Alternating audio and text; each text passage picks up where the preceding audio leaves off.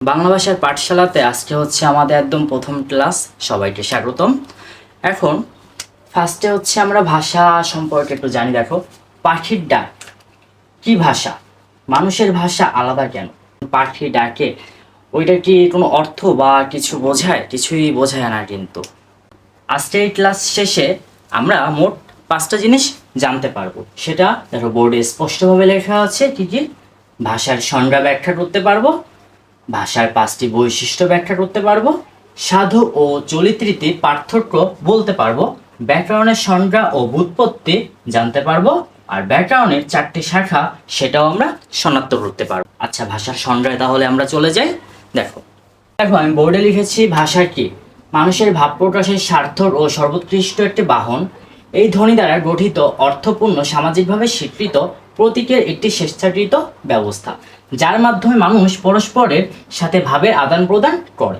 তুলনীয় কে? Doctor Mohammad Shahidullah এবং সুনীতি কুমার চট্টোপাধ্যায় এর ভাষা সংজ্ঞা পাশ্চাত্য শ্বশুরের সাইন বা সিম্বল তত্ত্ব।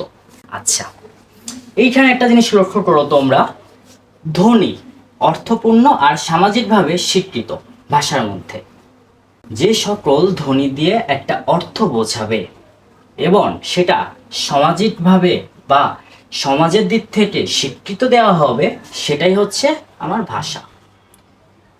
আমরা এই যে কথা বলি মানুষের সাথে, দেখা গেল কি অন্য একটা মানুষের সাথে আমি কথা বলতেছি, তাহলে এই যে ভাবের যে আদান প্রদান, সে যে কথাটা বুঝতে পারতেছে কিসের জন্য? অর্থের জন্য, এবং সেটা সমাজে চলছে, এজন্য এটা ভাষা। হ্যাঁ, তোমরা কমেন্টে লিখবা যে ইশারা ভাষা যেটা, সেটা আসলে কি ভাষার এই সংজ্ঞার মধ্যে পড়ে নাকি পড়ে না। হ্যাঁ, এরপর আসো ভাষার বৈশিষ্ট্য নিয়ে।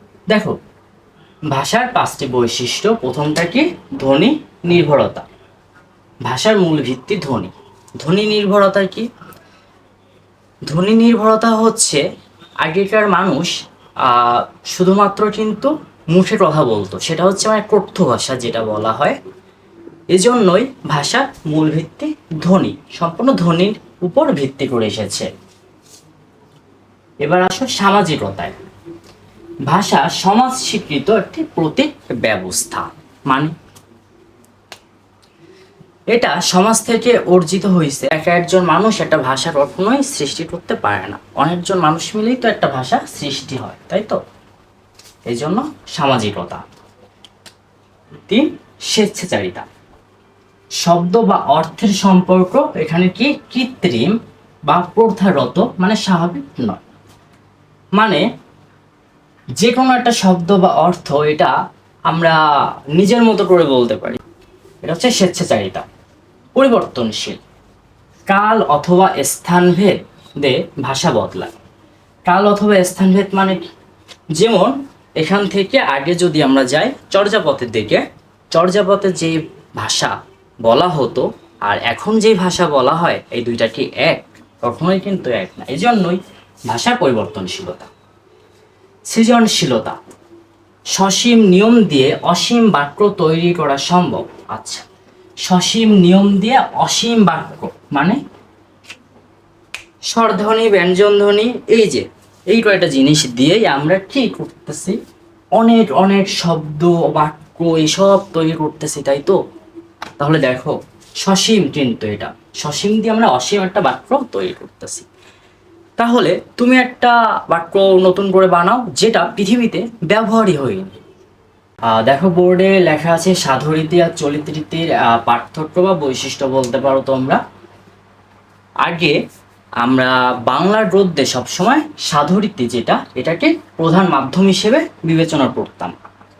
পরে যে প্রমোদ চৌধুরী 1914 সালে, এই যে প্রমোদ চৌধুরী 1914 সালে সবুজপত্র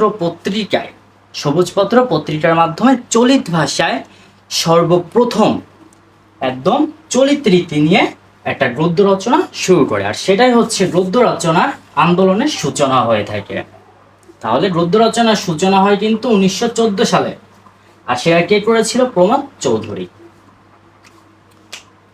এখন আজ আমরা যেভাবে এই যে কথা বলি, তার পেছনে এই যে যেই আন্দোলন, গদ্য রচনার যে আন্দোলন, মানে চলিত রীতির যে আন্দোলনটা, এটা অনেক অনেক ভূমিকা কিন্তু পালন করে। এবার আসি আমরা ব্যাকরণ নিয়ে। ব্যাকরণের সংজ্ঞা ও ব্যুৎপত্তি। আচ্ছা, যে ব্যাকরণ শব্দটা এসেছে সংস্কৃত ভাষা থেকে। সংস্কৃত ভাষা BRT+ON মানে ব্যাকরণ। ব্যাকরণের অর্থ হচ্ছে বিশেষভাবে বিশ্লেষণ করা। সংজ্ঞাটা কি? যে শাস্ত্র পাঠ করলে কোনো ভাষার শুদ্ধ লিখন, পঠন ও উচ্চারণ প্রয়োগ পদ্ধতি জানা যায়, তাকে সেই ভাষার ব্যাকরণ বলে। তাহলে ব্যাকরণ কিন্তু কোনো ভাষার মধ্যে পড়ে না। ব্যাকরণ আসলে ভাষাকে ভেঙে ভেঙে বিশ্লেষণ করার একটা শাস্ত্র জাস্ট। এটা কোনো ভাষাই না, বরং ভাষার ভেতরে যেসব নিয়ম আছে বা উচ্চারণ আছে, এই নিয়মগুলোকে চিহ্নিত করতে আমাদের শেখায় এই ব্যাকরণটা। এরপর আসবো ব্যাকরণের শাখা নিয়ে। ব্যাকরণকে আমরা এই 4টি শাখার দ্বারা ভাগ করতে পারি: ধ্বনিতত্ত্ব, শব্দতত্ত্ব, বাক্যতত্ত্ব, অর্থতত্ত্ব। ধ্বনিতত্ত্বে আলোচনা করা হয় যে বা দেখা হয় কি আমার ধ্বনি উচ্চারণটা ঠিক আছে কিনা সেটা। শব্দতত্ত্ব যেটা, সেটায় আমরা কি দেখি শব্দগুলো কিভাবে তৈরি হচ্ছে, যেমন প্রত্যয় বা উপসর্গ যোগ করে সেটা। তারপর বাক্যতত্ত্ব। বাক্যতত্ত্বে আমরা কি দেখি শব্দগুলো সাজিয়ে কিভাবে একটা অর্থপূর্ণ বাক্য হচ্ছে। অর্থতত্ত্বটা কি? অর্থতত্ত্বটা দেখা হচ্ছে সেই শব্দ বা বাক্যের অর্থটা ঠিক আছে কিনা। তাহলে এই 4টা জিনিস মিলেই কিন্তু আমার ব্যাকরণ হবে। আজকের ক্লাস আমাদের এখানেই শেষ। ভিডিওটা ভালো লাগলে লাইক, সাবস্ক্রাইব করে পরের ক্লাসের জন্য তোমরা রেডি থেকো। আর যদি কোনো প্রশ্ন থাকে তাহলে অবশ্যই কমেন্ট বক্সে তোমরা লিখবা, আমি উত্তর দিব। আর পরের ক্লাসে আবার দেখা হচ্ছে, ততক্ষণ ভালো থেকো। ধন্যবাদ।